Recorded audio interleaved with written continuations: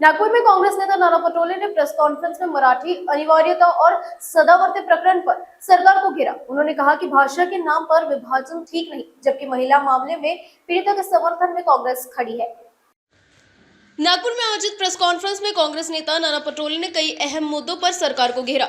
मराठी भाषा को अनिवार्य करने के फैसले पर उन्होंने कहा कि मुंबई जैसे वैश्विक शहर में भाषा के आधार पर लोगों को बांटना राज्य और देश दोनों के लिए नुकसानदायक होगा। उन्होंने आरोप लगाया कि सत्ता के अहंकार में ऐसे फैसले लिए जा रहे हैं। उन्होंने आरोप लगाया कि सत्ता के अहंकार में ऐसे फैसले लिए जा रहे हैं। पटोले ने कहा कि अगर भाषा की अनिवार्यता की बात है तो प्रधानमंत्री को भी महाराष्ट्र में मराठी में भाषण देना अनिवार्य किया जाना चाहिए। उन्होंने छत्रपति शिवाजी महाराज के विचारों का हवाला देते हुए सभी धर्म और भाषाओं के सम्मान की बात कही।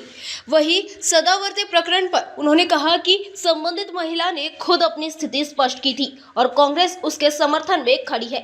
उन्होंने सरकार पर संवेदनशील मुद्दों को लेकर लापरवाही का आरोप लगाया। आर्थिक राजधानी आहे, अशा मुंबईमध्ये धर्म आणि भाषेच्या आधारावर लोकांमध्ये विभाजन करण्याचं काम करत असेल तर त्याच्यामध्ये मोठं नुकसान हे मुंबईचं नाही तर संपूर्ण महाराष्ट्राचं नव्हे तर देशाचं नुकसान त्या ठिकाणी होणार आहे। आणि म्हणून ज्याला शिकायचं आहे त्यांनी ती आपली भाषा शिकू शकेल, त्याला काही कोणाला जबरदस्ती करायचं कारण नाही। पण ज्या पद्धतीने हेकेखोरी करून सत्तेचा माज ज्या सरकारला आलेला आहे हा खऱ्या अर्थानं मला असं वाटतं की मग आता नरेंद्र मोदी अमित शहा जेव्हा आपल्या महाराष्ट्रात येतात त्यांनी मराठीतच भाषण दिलं पाहिजे, असं काही कंपल्सरी करा ना। पण तुम्ही करू शकणार नाही कारण तुमच्या नोकऱ्या जातील।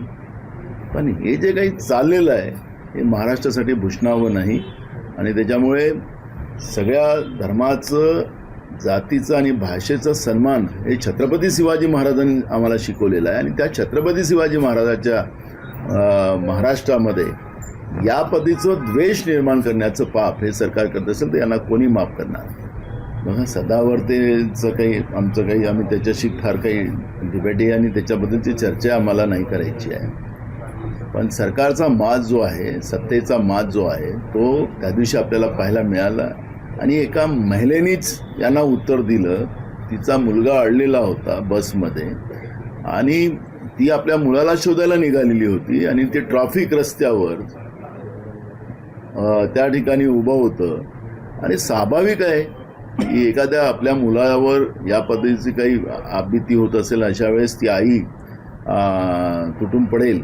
हे काय आईचं रूपच हे दुर्गेचं असते असं आपण म्हणतो आपल्या संस्कारामध्ये, तर तिचा अवतार होता तो, ती काही राजकीय नव्हती।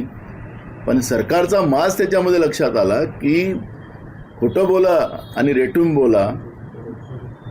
जे काही 2023 मध्ये संसदेमध्ये कायदा पारित झाला, बहुमतानं झाला, एकमतानं झाला, काँग्रेसने सपोर्ट केला त्या कायद्याला आणि तुम्ही लागू करत नाही। एकीकडे महिलावर अन्याय आपणच करायचा आणि एकीकडे महिलांसाठी आम्हीच आहो अशा पद्धतीचा दिखावा करण्याची, नौटंकी करण्याचं जे पाप महाराष्ट्रातलं सरकार करते आणि त्याचा परिणाम त्या दिवशी एका महिलेनेच यांची जागा दाखवण्याचं काम केलेलं आहे आणि ते बरोबर आहे, त्याचं आम्ही समर्थन करतो।